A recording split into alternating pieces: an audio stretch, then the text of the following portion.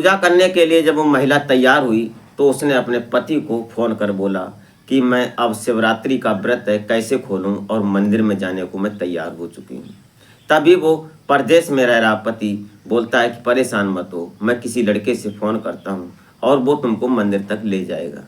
बस इतना कहना था कि उधर से उसका पति एक पड़ोस के रहने वाले एक लड़के से फ़ोन करता है और बोलता है कि यार चले जाओ, और तुम्हारी चाची मंदिर जाना चाहती है, उसको मंदिर घुमा लाओ, वो व्रत खोलना चाहती है। उसने कहा जरूर चला जाऊंगा। वो अपनी बाइक निकालता है और उस चाचा के दरवाजे पर पहुंचता है और उसकी चाची जो थी वो तैयार हो चुकी थी मंदिर जाने के लिए। बस यहाँ से ये शुरू होती है कहानी। वो पीछे बैठती है पूजा का सामान लेकर, और वो जब रास्ते पर चल रहा था तो कुछ दूरी पर मंदिर था। वो बार बार ब्रेक लेता बाइक की और फिर स्पीड लेता। ऐसे करके जो चाची पीछे बैठी थी उसके पीछे का जो पीछे से उसको जब टच करती है तो कहीं ना कहीं उस लड़के को बड़ा आनंद प्राप्त हो रहा था। ये बात कहीं ना कहीं वो चाची भी महसूस कर रही थी। बस उसने पूछ ही लिया कि तुमको क्या ज़रूरत है, कैसे तुम चल रहे हो, तुम्हारी क्या मनसा है। तो आज वो खुलकर बता देता है कि चाची मुझे तुम अच्छी लगती हो। बस यहीं से कहानी शुरू हो जाती है। क्या हुआ था इस कहानी में वो जानेंगे इस वीडियो के माध्यम से। तो आप इस घटना में अंत तक जरूर बने रहिएगा और घटना को बारी बारी समझने की कोशिश करते हैं, और आशा करते हैं कि आप अपनी फैमिली अपने परिजनों के साथ बेहद खुश होंगे, मस्त होंगे। तो वीडियो में आगे बढ़ने से पहले आपसे बस वही एक छोटी सी रिक्वेस्ट कि हमारे चैनल पर आप अगर पहली बार आए हैं, हमारी आवाज़ को पहली बार सुन रहे हैं, तो प्लीज़ चैनल को सब्सक्राइब जरूर कर लें। इससे हमारा हौसला बढ़ता है और हमारी मदद होती है। और हमारे इस यूट्यूब मंच पर आपका बहुत बहुत स्वागत है। मैं आभार व्यक्त करता हूँ, आपको नमन करता हूँ आपके प्यार और सपोर्ट को। तो नमस्कार, आदाब, शास्त्रीय काल। मैं अजय कोहली। आज की जो कहानी मैं आपको सुनाने जा रहा हूँ, ये कहानी राजस्थान के एक छोटे से गांव से शुरू होती है। इस गांव का नाम होता है जाटन टोला। यहाँ के रहने वाले राहुल, जिनकी उम्र 28 साल की होती है, इनकी पत्नी के साथ ये रहते थे। इनकी पत्नी का नाम होता है सोनम।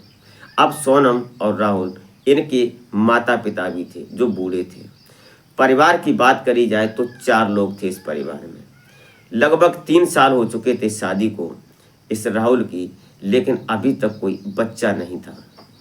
इनके माता पिता जो थे, इनके पास 2-4 बीघे जमीन थी गांव में, और इधर उधर की खेती आधे बटाई पर या साझेदारी में कर कर अपना गुजर करते थे। समय इसी तरह से चल रहा था, लेकिन सोनम और राहुल दोनों विचार करते हैं एक दिन कि ऐसा करो कि बाहर चले जाओ, बाहर से कुछ कमाओ, और घर पर जो खेती होती है उस खेती में हम काम करेंगे मम्मी पापा को साथ में लेकर, और तुम बाहर से कमाओगे तो शायद कुछ दयनीय स्थिति हमारी सुधरेगी। दोनों पति पत्नी को यह बात समझ आ जाती है, तो अगले दिन अपने माता पिता से बैठता है राहुल, और पत्नी भी साथ में होती है, और बोलता है कि पिताजी क्या मैं शहर चला जाऊं, कुछ नौकरी करूंगा तो वहाँ से 4 पैसे आएंगे और आप लोग घर में देख लेना। तो उनके पिता बोलते हैं बहुत अच्छी बात। माँ भी तैयार हो जाती है कि चले जाओ बाहर, कुछ पैसे आएंगे बाहर से और घर से तो अनाज पानी हो ही जाता है। तैयारी हो जाती है। राहुल अपने एक दोस्त से फ़ोन करता है, वो जयपुर पहुंच जाता है। अब जयपुर जाता है, वहाँ एक पत्थर काटने वाली कंपनी में उसकी जॉब लग जाती है। 17-18 हज़ार रुपये उसको वहाँ मिलने लगते हैं। अब वहाँ रहता है। धीरे धीरे समय आगे बढ़ने लगता है। इधर जो थे इनके पिता जो बीमार होते हैं थोड़े, उनकी एक दिन अचानक तबीयत बिगड़ जाती है। उनकी सांस बैठ नहीं रही थी, वो सांस के मरीज थे। वो सोनम अपने पति को फ़ोन करती है कि जल्दी आ जाओ, पिताजी की तबीयत ज़्यादा ख़राब है। तो बोलता है कि आ जाऊंगा, दवाई दिलवा दो और मैं आ जाऊंगा, अभी पैसे पेमेंट नहीं हुआ है। उन्होंने कहा कि कैसे भी करके आ जाओ, पिताजी की तबीयत ज़्यादा ही ख़राब है। अब उधर राहुल तड़पने लगता है और अपने दोस्त से बोलता है कि यार 1000-2000 रुपये दे दो, मैं घर चला जाऊँ, पिताजी की तबीयत ज़्यादा ख़राब है। तो उसने कहा कि कोई बात नहीं। उसने 10,000 रुपये उसको दिए और राहुल अब जयपुर से अपने गांव के लिए निकल लेता है। लेकिन रास्ते में जब पहुंचता है, बस में बैठा था, इधर से सोनम फ़ोन करती है कि तुम कहाँ हो। तो उसने कहा कि मैं रास्ते में हूँ, आ रहा हूँ। फ़ोन पर बार बार बात भी हो रही थी पति पत्नी की, लेकिन पत्नी अभी सोनम बताती है कि तुम आ नहीं पाए और पिताजी तुम्हें छोड़कर और हमें भी छोड़कर चले गए। इतना सुनते ही राहुल गाड़ी में बैठा था और वो फपक फपक कर रोने लगता है। एक गरीबी और एक मजबूरी दोनों के साथ जब वो सुबह घर पहुंचता है तो वहाँ गांव के लोग बहुत सारे इकट्ठे थे। राहुल पहुंचता है रोते हुए, उसके बाद फिर अपने पिता का अंतिम संस्कार करता है। कुछ दिन रुकता है, जो 13वीं का प्रोग्राम होता है उसको करने के बाद फिर विचार करते हैं। तो राहुल अपनी पत्नी से बोलता है, क्या मैं अब फिर चला जाऊं? तो उसने कहा, चले जाओ, क्या करोगे? अब घर पर कुछ ऐसा भी नहीं है, क्या करें? जो पिताजी की दवाई ली उसमें भी कर्जा हो गया है। इसलिए राहुल फिर चला जाता है। उसी दौरान एक दिन पता चलता है कि अपने पति का सदमा सह नहीं पाई राहुल की माँ, और वो भी बीमार पड़ जाती है। वो भी धीरे धीरे बीमारी गहराती जाती है और एक दिन ऐसा ही आता है, 3-4 महीने के बाद उसकी माँ जो थी वो भी इस दुनिया को छोड़कर चली जाती है। इसको कहते हैं गरीबी। और गरीबी में राहुल रोते हुए फिर घर पहुंचता है, लेकिन अब की बार राहुल अपनी पत्नी सोनम से बोलता है कि अब मैं बाहर नहीं जाऊंगा, हमारे माता पिता चले गए, अब तुम अकेली हो, कैसे घर संभालोगी? लेकिन सोनम कलेजा मजबूत कर बोलती है कि तुम चले जाओ, कोई बात नहीं, मैं घर संभाल लूँगी, खेती है वो मैं करूँगी, और जब फसल कटने को होगी तो छुट्टी लेकर तुम घर चले आना। इतनी बात दोनों की होती है। राहुल मन को मारकर फिर चला जाता है जयपुर और फिर कुछ दिन वहाँ रहता है।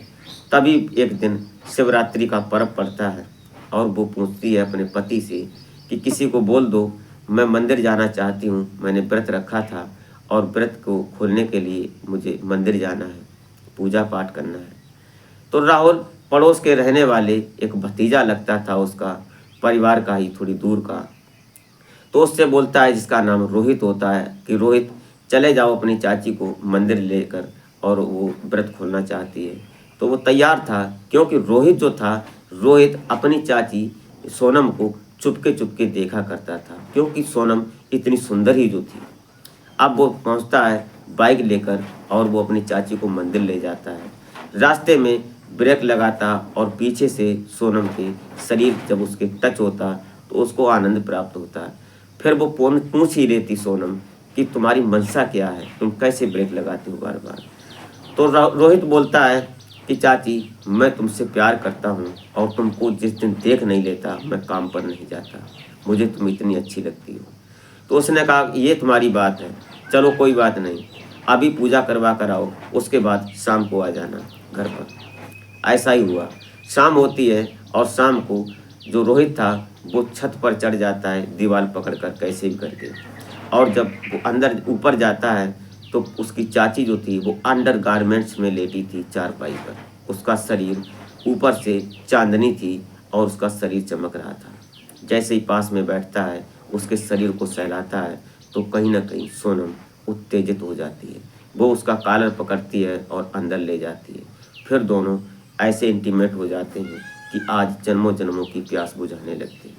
ये कहानी शुरू हो जाती है और ऐसी कहानी जब चलती है तो फिर रुकने का नाम नहीं लेती, जब तक अंजाम तक नहीं पहुंच जाती। सोनम और रोहित दोनों चाची और भतीजे इंटीमेट होते हैं और ये सिलसिला चलने लगता है। धीरे धीरे गांव में ये चर्चा का विषय बन जाता है, लेकिन कोई कहता नहीं, किसी को क्या पड़ी। लेकिन एक दिन जब राहुल छुट्टी लेकर घर आता है, फसल कटने को थी, तो गांव के कुछ लोग उससे ये बात कानाफूसी कर देते हैं। और कानाफूसी करते हैं तो राहुल इस बात पर यकीन नहीं करता, लेकिन उसके दिमाग में शक का कीड़ा पनप जाता है।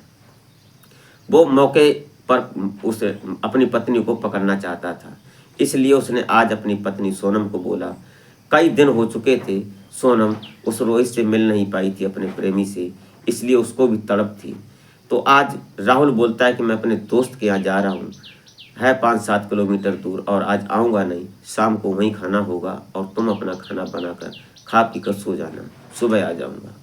उसको आज मौका मिला और सोनम ने कोई ऐतराज़ नहीं किया, उसको बोल दिया चले जाओ। लेकिन राहुल आज डिटेक्टिविटी कर रहा था, उसको रंगे हाथ पकड़ने की कोशिश कर रहा था। तभी वो तो चला जाता है और इधर सोनम तुरंत फ़ोन करती है रोहित को कि आ जाओ, आज कांटा निकल गया है, आज मौका है। और जैसे ही रात होती है रोहित सोनम के पास आ जाता है और उसके साथ हमबिस्तरी करने लगता है, उसके साथ संबंध बनाने लगता है।